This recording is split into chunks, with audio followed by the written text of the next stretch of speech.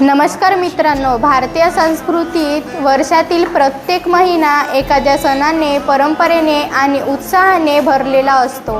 हे सण फक्त आनंद साजरा करण्यासाठी नाहीत, तर ते आपल्याला प्रेम, एकता, कुटुंब भावना, संस्कार आणि मानवतेचे महत्त्व शिकवतात. भारतीय संस्कृती आपल्याला सांगते की मानवता ही सर्वात मोठी पूजा आहे. चला तर मग भारतीय संस्कृतीतील सणांची माहिती घेऊया. चला तर सुरुवात करूया जानेवारी महिन्यापासून. जानेवारी महिन्यामध्ये मकर संक्रांत आणि गणराज दिन हे सण साजरे करतात. फेब्रुवारी महिन्यामध्ये महाशिवरात्री सण हा साजरा करतात. मार्च महिन्यामध्ये होळी, गुढीपाडवा आणि रामनवमी हे सण साजरे करतात.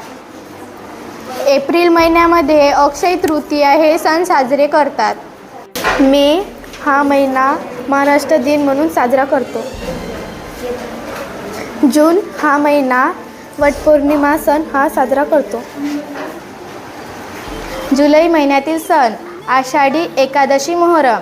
धन्यवाद. ऑगस्ट महिन्यातील सण नागपंचमी, 15 ऑगस्ट, रक्षाबंधन, गणेश चतुर्थी, श्रीकृष्णाची जयंती. धन्यवाद. सप्टेंबर महिन्यातील सण पोळा.